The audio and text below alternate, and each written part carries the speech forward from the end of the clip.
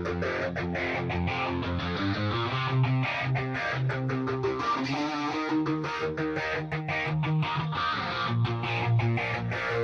been trying to call.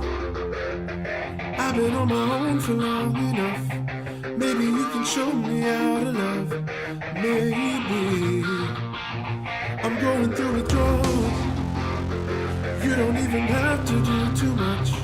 You can turn me on with just a touch, baby. I look around and since it is cold and empty, no one's around to judge me. I can't see clearly when you're gone.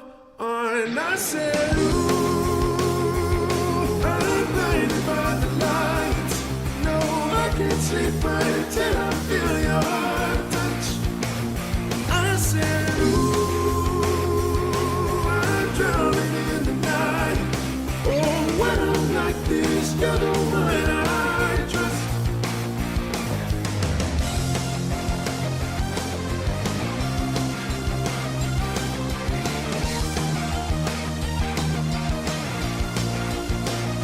I'm running out of time, 'cause I can see the sun light up the sky.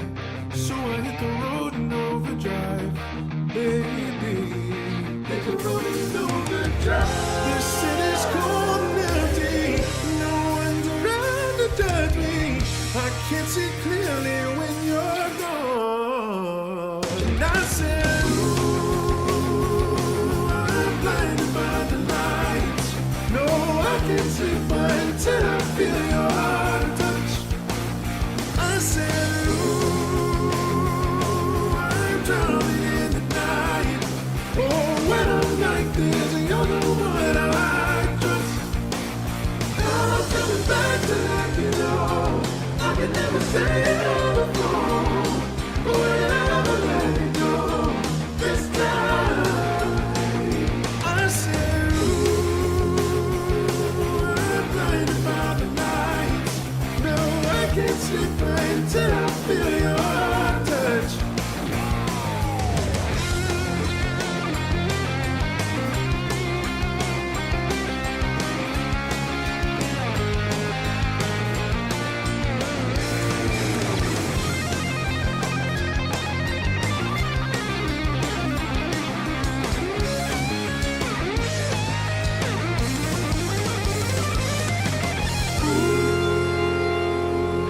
I'm blinded by the lights. No, I can't sleep until I feel your touch.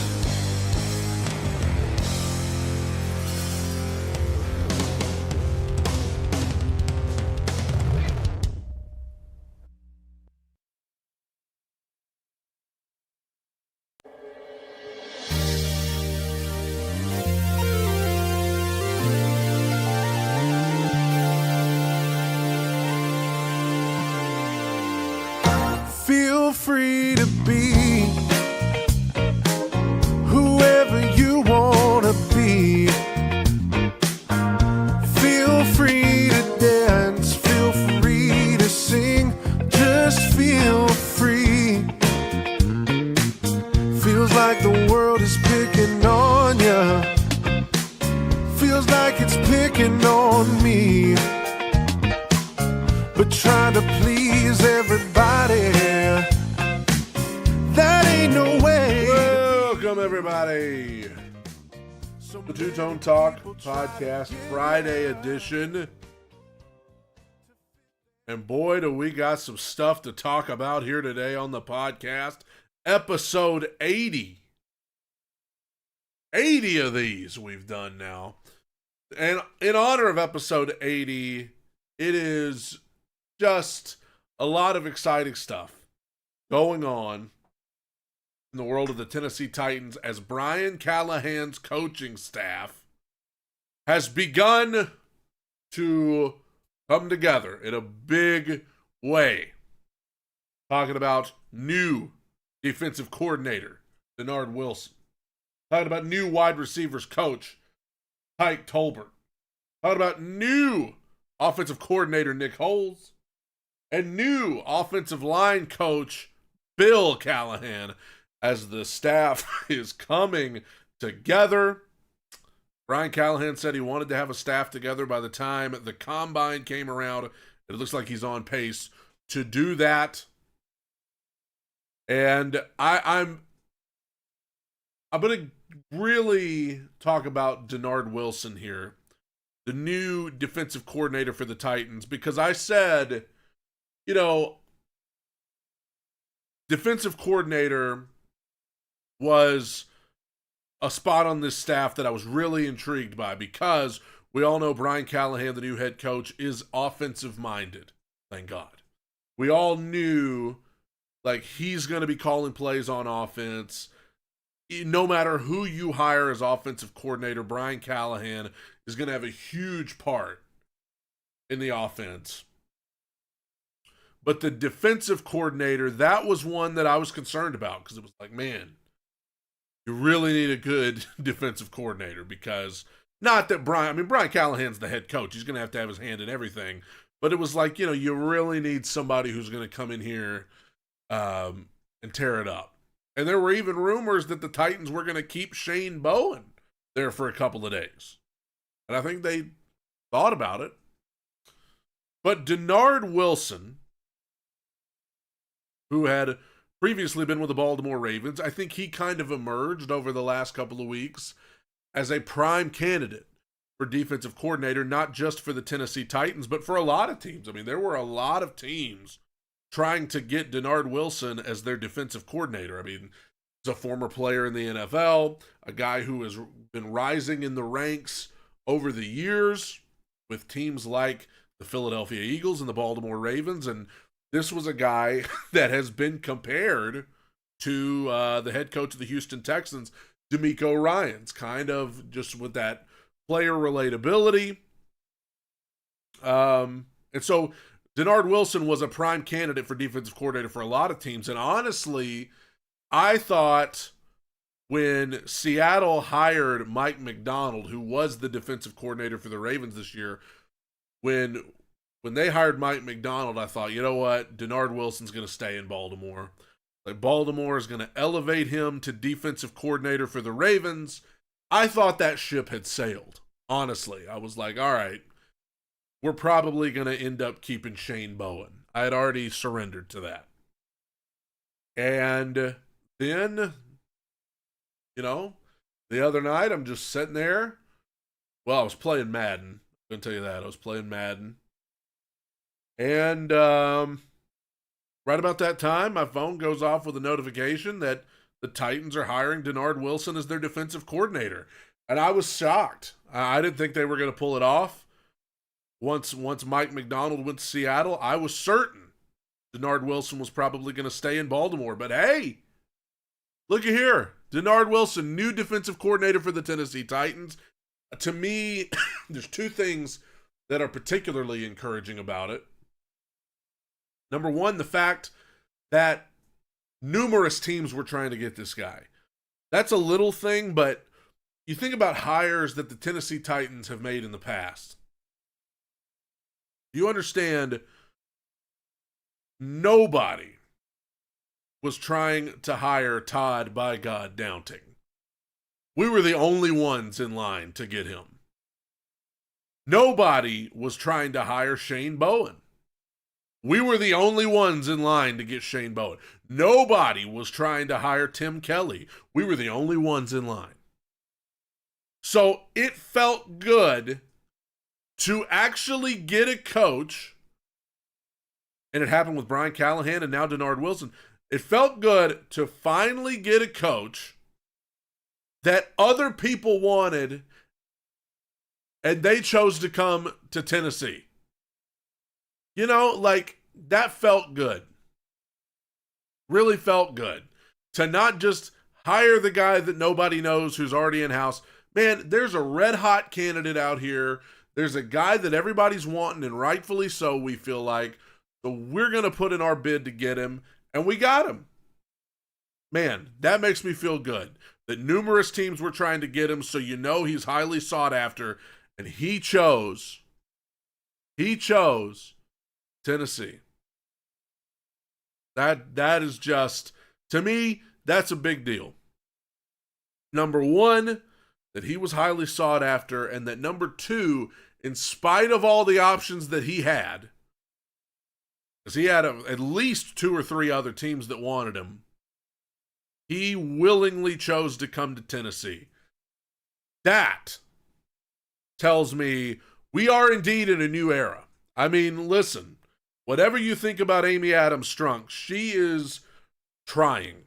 She is really trying to let go of the past, to let go of what we've been for the last 20 years, and welcome this organization to the new age. I don't know if it's that they're breaking ground on a new stadium. I don't know what exactly has lit the fire under Amy Adams Strunk, but the fire is lit, and we're off and running.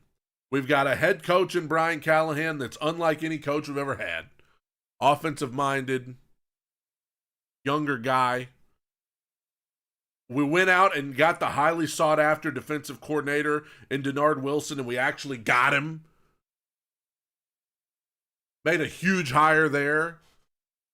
Man, they're really trying to make the move. They're really trying to make the move. But we're not done there, because then they hired a new wide receiver coach in Tyke Tolbert, who was most recently with the Chicago Bears. And a lot of people, I mean, you know how it is when you start getting into the weeds like this, talking about wide receivers coaches, tight ends coaches, DBs coaches. I mean, you're talking about all these different position groups.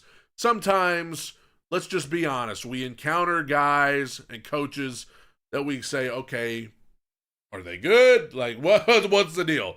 I will say, after the Titans made the hire, I mean, you go look, he was in Chicago this year. You go look at the season that DJ Moore, wide receiver 1 for Chicago, had, in spite of the fact that Justin Fields was in there and he was struggling, and then they had a backup in a lot of games because Justin Fields was hurt. DJ Moore still had over 1,000 yards receiving. So, I have hope for that hire, that I think that could end up being a good one. And wide receiver has been a position of major concern for the Titans for 2 decades, honestly. I mean, we've been struggling at the wide receiver position for a long time. So hopefully Tyke Tolbert can be a part of coming in here and turning the corner. You know, obviously we plan on having a veteran in DeAndre Hopkins back on the wide receiving group next year. Who knows who else will be there. But that's a hire made on this staff. And how about this one? We wondered since day one, when Brian Callahan was hired, is he going to be able to get his dad? Is he going to be able to get his dad? Not just because it's his dad, but because Bill Callahan is one of the all-time great offensive line coaches in the NFL. And the Tennessee Titans have one of the worst, for the last 2 years especially, one of the worst offensive lines in the NFL. And some of that has been due to personnel. It has been due to the roster. But also, you look to coaching too. I mean, nothing about that offensive line has been good enough, including the coaching. So, I've been saying this since during the season, we need a new offensive line coach. I had no idea that we were going to go get the best offensive line coach, because the news broke. Bill Callahan, Papa Callahan. Bill Callahan, who coached the Oakland Raiders to a win in the AFC Championship over the Titans in 2003. Bill Callahan is now the offensive line coach for the Tennessee Titans. It is the first time in NFL history that a coach has hired his own father. It's the first time Brian Callahan hires his own dad. What a weird Thanksgiving it's going to be in the Callahan house in Nashville, because they're all coming to Nashville.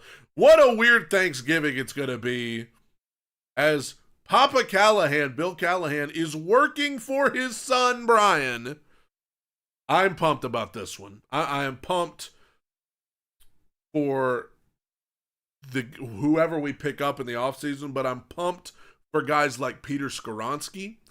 I'm pumped for guys like Dylan Radins.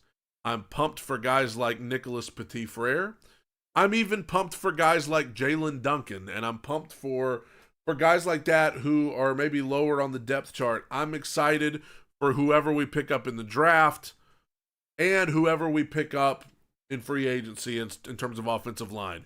Because in terms of offensive line coaching, you can do no better than Bill Callahan. I mean, that's a huge hire. We owe a debt of gratitude to the Cleveland Browns because they let him do it. That he had to get permission from the Browns. They let him do it, and now Bill Callahan is on the Tennessee Titans coaching staff with his boy. And I'm thrilled. I'm excited about that. Very excited about that. This offensive line needs the utmost help. And so I feel like we're off to a good start this offseason bringing him in. And like I said, I'm excited for the offensive linemen that are already here on the roster. I'm excited for the offensive linemen who will be here through the draft and free agency and things like that. I'm excited about Bill Callahan. And then just today, the Titans hire a new offensive coordinator, Nick Holtz from Jacksonville. He's been with the Raiders in the past. Not a huge name hire. I mean, obviously, most people's reaction when we got this news today that he's the new offensive coordinator was like, who? Who is this guy? What is this? But he's the new offensive coordinator, and I don't know much about him. I'm going to be honest with you. I had never heard of him before the Titans decided to interview him. I know he played high school football with Brian Callahan. They've kept in touch. Some people are a little bit iffy on this one today just because of the unknown element of this guy. What I'll say is this. Obviously, an offensive coordinator is going to play a key part, but I just feel like this is going to be Brian Callahan's offense. He's calling the plays. And I think he probably wanted someone that he knows and could trust to teach his system to these guys. And I think that that's kind of what Nick Holtz is going to be tasked with doing. I mean, he's not going to be calling plays. I would imagine Brian Callahan's going to want what he had in Cincinnati, which is a collaborative effort. He'll have input, I'm sure, but at the end of the day, it's going to be Brian Callahan calling plays. And we'll see about Nick Holtz. But there have been people on Twitter today that are calling out the fact that people were annoyed with the fact that Mike Vrabel was hiring his buddies because he trusted them, and now people are praising Brian Callahan for doing the exact same thing. And I understand, I mean, yeah, but I think with Vrabel, he was hiring guys that, as I've already established here today, that nobody else was even trying to get. He was hiring guys that weren't qualified to be there. And I mean, like, I'm not saying Tim Kelly was a bad OC. I'm not saying Shane Bowen was a bad defensive coordinator at all. But Mike Vrabel, like, that was the most important thing to him, was loyalty and things like that. Time will tell. Listen, if Nick Holtz comes in here and he's awful, then we should hold Brian Callahan to the exact same standard. But how would you even know if Nick Holtz is awful? Because he's not even going to be the one calling the plays, so I don't know. But if Tyke Tolbert or even if for some reason his dad is not cutting it, like, we'll see. But you know, I'm going to give the guy the benefit of the doubt. He just got here. I understand, you know, that there are people who are saying, well, why do we get mad when Vrabel did it? Well, because Vrabel continued to elevate guys who didn't belong when there were better options available. Vrabel would not have hired Dennard Wilson to be the defensive coordinator. He wouldn't have brought in somebody from the outside. You know what I'm saying? So I think that that's a key difference right there. And again, time will tell. I mean, if Brian Callahan if he starts doing the same thing where he's just putting guys in positions that they are not qualified to be in, then okay, we'll have a different conversation. But for right now, I'm not very worried about it. A lot of people in the chat today are talking about whether this change in coaching staff in terms of head coach and now position coaches and coordinators coming together, some people are asking, will this make a difference for guys like Treylon Burks, who has yet to really pan out? Could this be an opportunity for Treylon with some new coaching to finally start to flourish? Some people are mentioning Caleb Farley. You remember him? There's a name you hadn't heard in a while. First round draft pick in 2021. Has maybe played in 2 games. A lot of unfortunate stuff happening for him. Some people are mentioning could Caleb Farley, with a new start, with the new coaching staff, I mean, listen, I think that in terms of guys like that, Treylon Burks, maybe some guys on the offensive line, Caleb Farley, Kyle Phillips, guys on both sides of the ball that maybe you've been kind of fed up with and feel like their opportunity has slipped through their fingers. I will say, yeah, I think they have a greater chance at having an opportunity to kind of get a fresh start.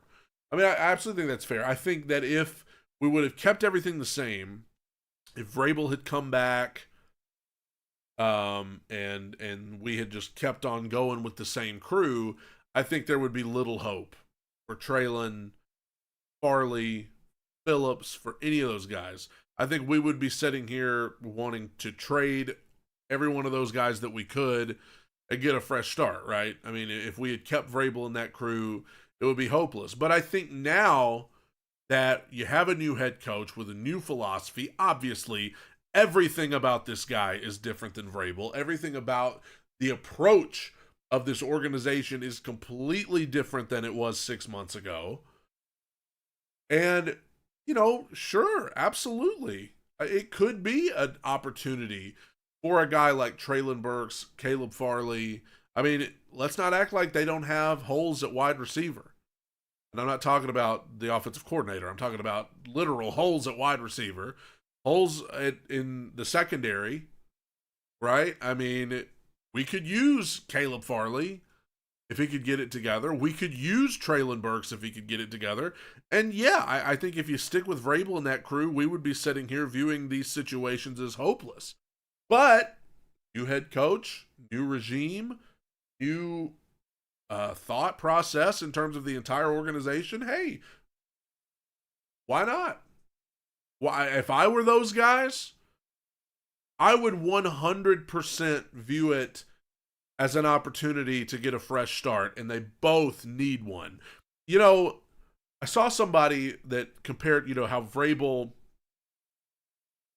the Vrabel way, the Patriot way, whatever you want to call it, a lot of these guys that were drafted to Tennessee while Vrabel was the coach, they've never known anything in the NFL other than Vrabel as head coach.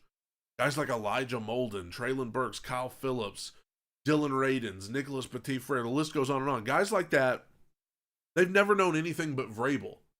They've never known any way other than the Vrabel way. And maybe they just couldn't fit into that. And maybe with an opportunity to do things the Callahan way or the new Titan way, maybe they can fit into that better than they did. Because if all they've known is Vrabel in the NFL, maybe getting a taste of something else from a totally different coach, from a totally different mindset, with a totally different regime in terms of a coaching staff, that could be a breath of fresh air for some of these guys. This could be an opportunity for them to sit back and say, oh, we can do this kind of offense. We can run these kinds of plays. I don't have to, we heard Brian Callahan say in his opening press conference a couple of weeks ago, he said, I'm not going to force players into my system. I'm going to adapt my system to fit players. I'm going to put players in positions to succeed based on what they're good at. I'm not going to force them to try to, adapt who they are as a player in my system. Man, that was such a breath of fresh air. And so for a guy like Treylon Burks, for a guy like Caleb Farley, maybe that could be a breath of fresh air. Say, hey, we're going to look at what you're good at, and we're going to adapt to it. Hey, it is exciting for those guys because, like I've said, if you stick with Vrabel and the same crew, we would be viewing these situations as completely hopeless right now. One thing I want to know, for 3 years in a row now, the Tennessee Titans injury report, the injured reserve report, has read like a scroll. And this year, granted, this past season, it was a little bit because once we were out of playoff contention, it was like, okay, let's just shut these guys down, But if you listen to what Wesley Woodyard said when he was interviewed on, I think, 104.5 The Zone in Nashville a couple weeks ago, he seems to think that the way Vrabel conducted practice, the way that Vrabel did things, maybe contributed to having so many guys hurt all the time. And of course, it's the NFL. We know injuries happen. Everybody's going to have guys that get hurt. Everybody's going to have key guys that get hurt. But the Titans, we know for 3 years now, it's been a trend. 1 year after the other. Hurt. Every year. And then we see guys like A.J. Brown, who was always hurt when he was in Nashville. He goes to Philadelphia, and usually he's good to go. David Long, when he was in Nashville, he was always hurt. Repeat offender. Then he goes to Miami, and he was pretty healthy all year. So one thing I'm looking at for a guy like Treylon Burks, who's been hurt for much of his time with Tennessee, could there be an opportunity to kind of turn the corner here for a guy like Kyle Phillips? For a guy like Kyle Phillips, who's been hurt a lot. Could this be an opportunity to, with a new regime and maybe doing things a different way, to help these guys stay healthy? What I like now is that with a new coach and a new coaching staff, these options are on the table. If we had stuck with the same people, we'd be like, well, no, it's not going to get any better because we have the same people. But it's going to be completely new everything. So maybe it will get better. There's at least a chance now. Right? So coaching staff is coming together. You can obviously expect more hires, but the big ones are out of the way. Offensive coordinator, defensive coordinator, I guess what you special teams coach, you still got that, but the big ones, Bill Callahan coming in is huge. Dennard Wilson as defensive coordinator is huge. The offensive coordinator hire, wide receivers coach. So now it's starting to come together as we have entered into February. And we're pressing forward. The Super Bowl coming up this week. Or next week. Yeah, next week. A week from Sunday. I literally had to stop and think about what day it even was. You know how it is. Super Bowl next week, and then we press forward free agency in March. Draft in April, and it's all a lot more exciting now. Because who knows? There has been and we got months to talk about this, but while I'm thinking about it, we have assumed that the Titans are going to go offensive tackle in the first round of the draft. Joe Alt is the primary suspect there. I mean, with the Senior Bowl going on and, the way things go, and these draft storylines, they change every day. But it was... there were a few tackles who were projected to go up there, but Joe Alt has kind of emerged as the heavyweight, like that's the guy people are going to want. And these other tackles have kind of fallen down the draft board a little bit. Titans are at 7. I don't know. I think the first 3 picks will be quarterbacks. Caleb Williams, Jaden Daniels, Drake May. I think Arizona probably goes Marvin Harrison at 4. Then you've got the Giants and the Chargers. And one of them may take Joe Alt. And if they do, and you get to the Titans at 7, These other tackles maybe won't be viewed as good enough to take that high. We're seeing other tackles emerging like Patrick Paul and Tyler Guyton, who have emerged as being like, hey, these guys might be moving up a little bit in people's minds as tackles. I think there's a possibility at this point on February 2nd, is that what it is today? I think the Titans could, if he's there, they could take Malik Neighbors, wide receiver out of LSU. They could theoretically take Brock Bowers, tight end out of Georgia. I know you say we got Chigo Okonkwo, why do we need... But Brock Bowers, he's the best tight end prospect for sure since Kyle Pitts. And you know as well as I do, for anybody who watched Georgia these last couple of years, Brock Bowers, or if you've watched film, Brock Bowers is not just going to be your regular old tight end. He's pretty much going to be a wide receiver. So I'm intrigued by Brock Bowers, and I'm intrigued by the fact that Brian Callahan, when he was in Cincinnati, when they needed offensive line help, he chose to influence them to draft Jamar Chase at wide receiver, and they had a very similar pick in the draft that the Titans do. So Brian Callahan has a history when he sees a wide receiver in the draft that he thinks is worth it, he could go wide receiver at number 7 right there. And I know everybody wants Joe Alt. I know everybody wants that left tackle of the future, and I get it, and I won't complain if that's what we end up with. But I ain't going to complain if we get Malik Neighbors either. You know what I'm saying? I ain't going to complain about that. There have actually been people discussing the fact that the Titans, you know how it is at this point. There's all these crazy rumors. Some people speculating the Titans could try to trade up and get Marvin Harrison. I think they would have to trade up to 4. I don't know how you talk Arizona out of that. I think Marvin Harrison's a generational player. He ain't falling to 7, I guarantee you that. But I will say this, though. Malik Neighbors in any other draft would probably be wide receiver 1.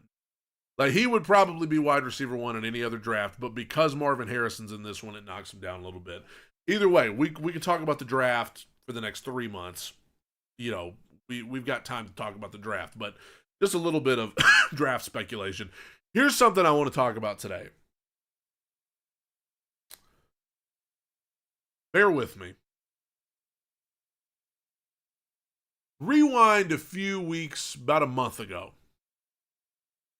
It was a Tuesday afternoon, and the Titans fired Mike Vrabel. And it had been speculated. There were rumors, and then they pulled the trigger. They fired him. And the national media, at that point, on Twitter, on their shows, on whatever networks they're on, they proceeded to make the Tennessee Titans the butt of every joke. These idiots, what are they thinking? Mike Vrabel's one of the best coaches in the league. How dare you fire Mike Vrabel? He had done such a great job. Oh, AFC title game that one year. And they were the number 1 seed that one year. And he had coach of the year that one time. He's one of the best coaches in the league. What are they thinking getting rid of this guy? Are they out of their mind? Oh, the Tennessee Titans, they're taking L's even though the season's over. Oh, my God, who are they going to find better than Mike Vrabel? Oh, the teams are going to be lined up to get this guy. Teams are going to be lined up to get this guy. He's going to be able to just take his pick of where he wants to go. One of these other teams, oh my gosh, the Cowboys and Eagles, they might fire their coach so that they can just go hire Vrabel. Oh my gosh, Mike Vrabel created the earth in 7 days, or in 6 days. On the 7th day he rested. Oh, Mike Vrabel died for our sins. Okay, that was terrible. I'm sorry. I have nothing, and you guys that have been listening to this podcast, you know, I have nothing against Mike Vrabel. I'm not even mad at Vrabel. I've never been mad at Vrabel. I don't agree with a lot of the things that he did as a coach. Thought he was stubborn. Thought he was hard-headed. Thought he held the team back. I thought he would have continued to hold the team back. if he stayed. But like, he's a good coach. There are things that he does well. And I don't have any ill will toward the guy. Like, he'll get another shot someday.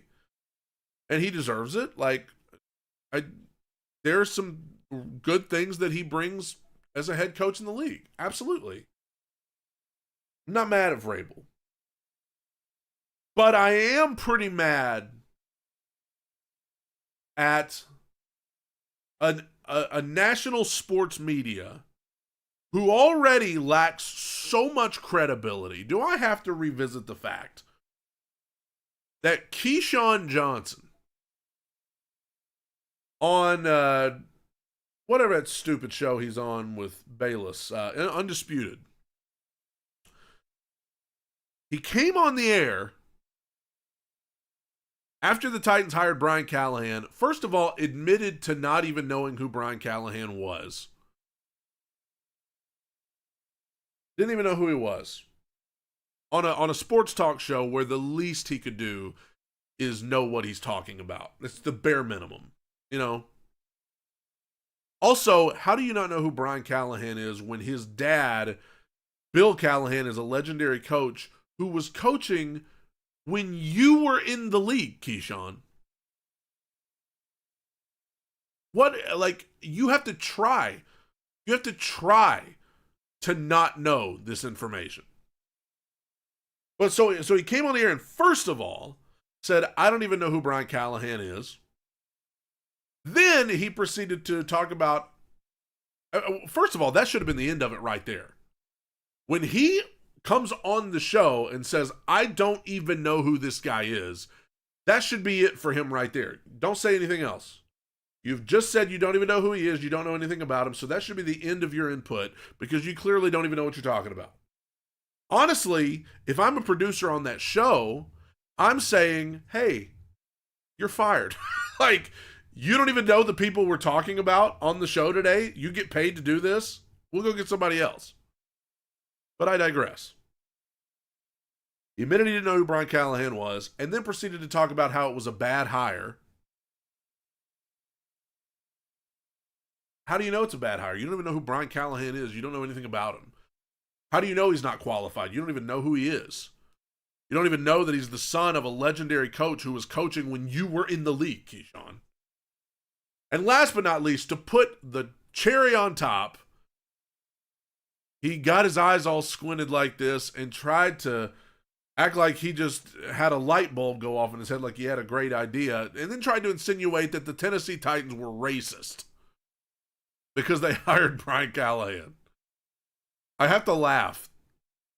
It's so stupid that I have to laugh.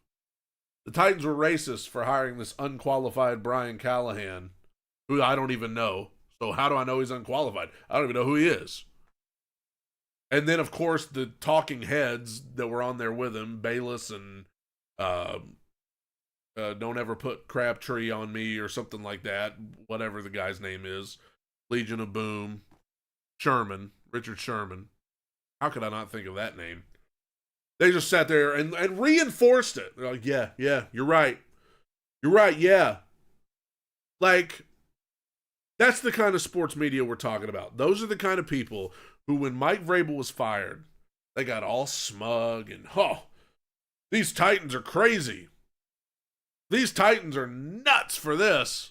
This is going to set their organization back years. Even former players. I mean, Taylor Lewan, who I love, he goes on the air. He's like, this is a mistake. This is a mistake. This is a terrible decision. Okay. Well, it's been a few weeks now. Las Vegas Raiders, they were in the market for a new head coach. Surely they hired Vrabel. Oh, they hired Antonio Pierce. Okay. Well, that's just one, but surely somebody. Chargers, they're in the market. They brought Vrabel in for an interview. Surely that's all they did. Oh, they hired Jim Harbaugh? Okay. Well, still, there's 5 others.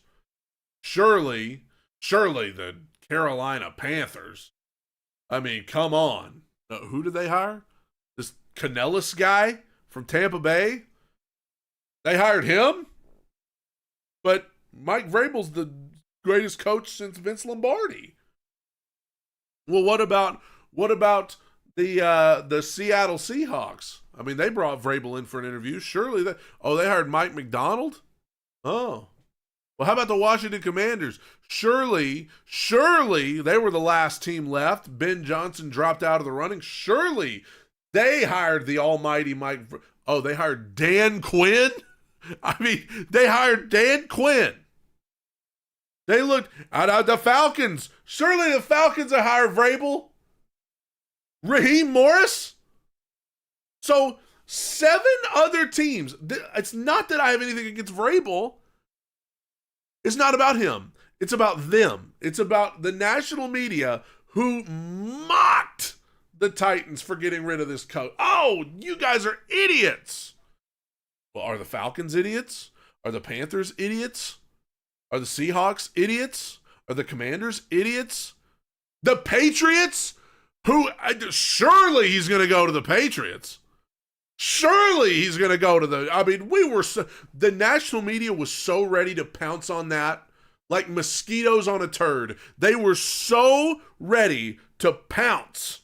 Oh, Vrabel's going to New England. Yay. He used to be there as a player and now he's going to go back as a coach. Oh, this is so fun. They were so ready for that. They were so ready. Oh my gosh, their mouths were watering. They were so ready for it.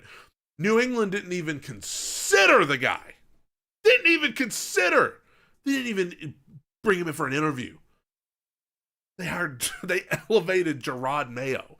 They didn't even look his direction.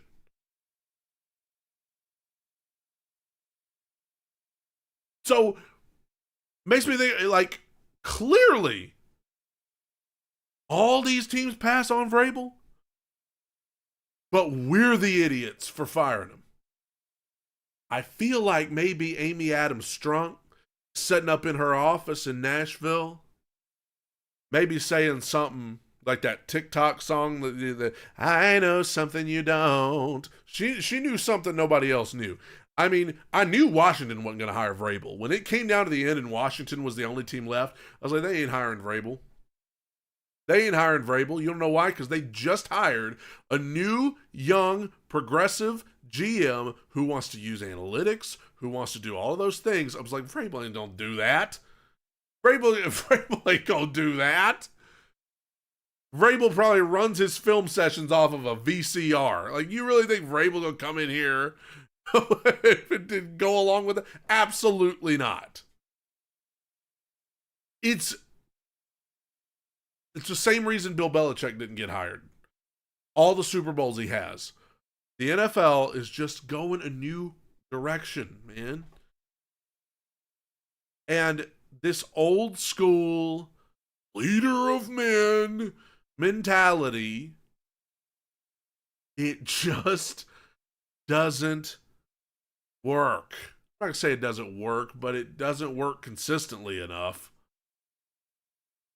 And everybody is sitting here like, how did Mike Vrabel not get hired? We love Mike Vrabel. Mike Vrabel's funny. Mike Vrabel is a former player. Mike Vrabel, we remember watching him in the Super Bowl that time. Mike Vrabel, oh, he says all this funny stuff to the media. He's a man's man. He's a leader of men. People don't want a leader of men. They want a leader of wins. I told y'all this all the time. I don't want a leader of men. I want a leader of wins. This ain't a construction site. I don't need a leader of men. That is not a good enough qualification to keep somebody as a head coach when there's no winning going on. Hey, I know we've gone like 6-42 over our last however many games, but guys, he's a leader of men. Come on. Yeah, I know we lose every week, but hey, it's okay. He's a man's man. He's old school. Old school don't work no more, baby. I mean, even the league that it was 10 years ago, it's changed.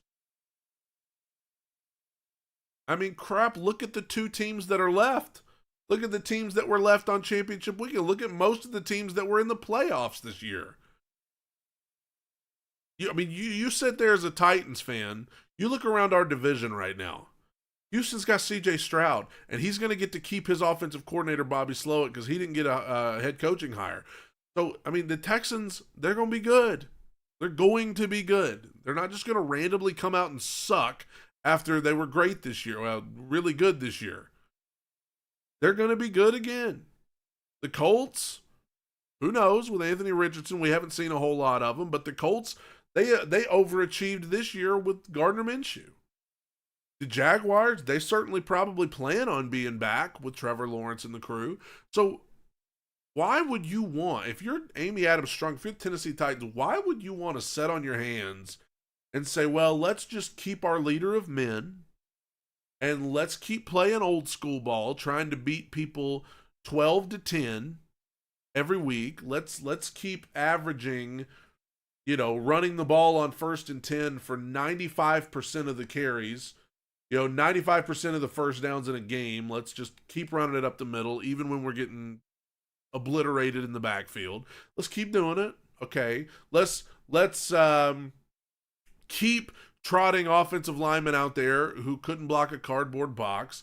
Let's keep, elevating guys from the practice squad instead of going out and getting actual talented dudes to come in here and make plays. Let's keep doing that while the Texans get better, while the Jags get better, while the Colts get better. Let's just keep doing what we've been doing. When does that line of thinking ever work in life? Everybody else is getting better, so I'm just going to keep doing what I'm doing. What? That's not how life works. And it sure ain't how the NFL works.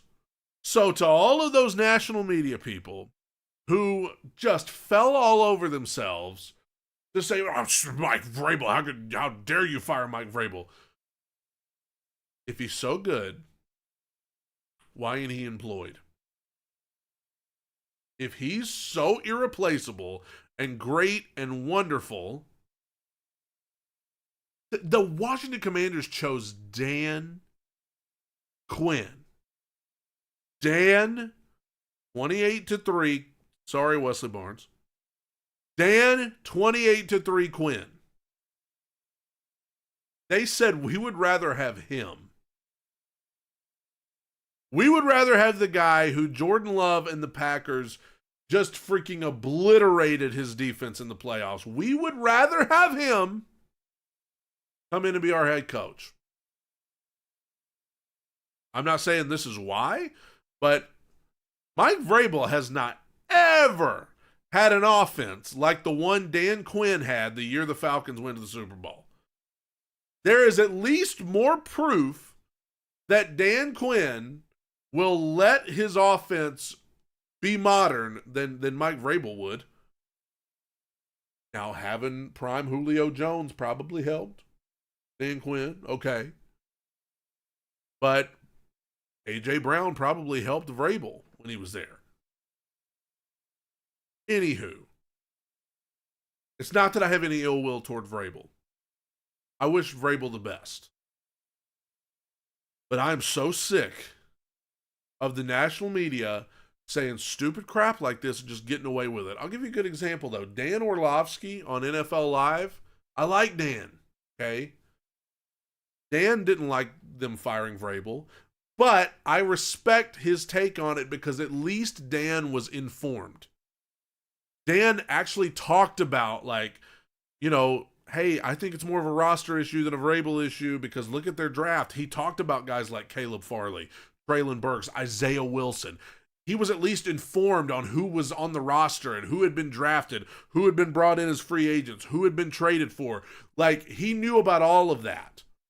And even though I disagreed with him, at least he approached it in a logical way where he was at least informed. Which is more than I can say about Keyshawn Johnson, who came on the air and said, I don't know who this guy is, but he's unqualified. Okay. What a dumb statement. Also, as Cyrus has already noted, Keyshawn tried to insinuate the Titans organization was racist for hiring Brian Callahan because he was unqualified and all this stuff. I wonder if he talked about the fact that the Titans have a black GM who got a massive promotion the day after Keyshawn went on this tirade, which was, encouraged by Skip Bayless and Shermy. After he went on this, the Titans gave their black GM, who's done a good job, gave him a massive promotion. They pretty much gave Rand Carthon the keys to the kingdom. And we're like, here, you run the show. Nobody talked about it on Undisputed. They're just like, oh, I think there's some racism going on. Really? Okay. I mean, here's the height of the hypocrisy. The Titans were apparently idiots, racist, for hiring Brian Callahan when he wasn't qualified. Then those same people wanted the Falcons to hire Mike Vrabel and were bummed when they hired Raheem Morris. You do the math. These people don't know what they're talking about. Do you understand? People would rather listen to Two Tone Talk Podcast, baby. People would rather listen to other fans like them talk about it who are actually informed than to tune into a network and listen to some talking head who just wants to hurry up and talk about the Cowboys a little more. People would rather listen to Tyler Rowland on the Locked On Titans podcast because at least the guy's informed. He knows what's going on. People would rather listen to freaking Sal from Jersey on the Sick podcast because you know what? He's got some crazy takes sometimes. He goes all out with his takes over there on Twitter, but you know what? At least the dude knows what's going on in the organization and cares. You can say whatever you want about me and this little podcast I got going on here, but I know my freaking Titans. I've been watching since 99.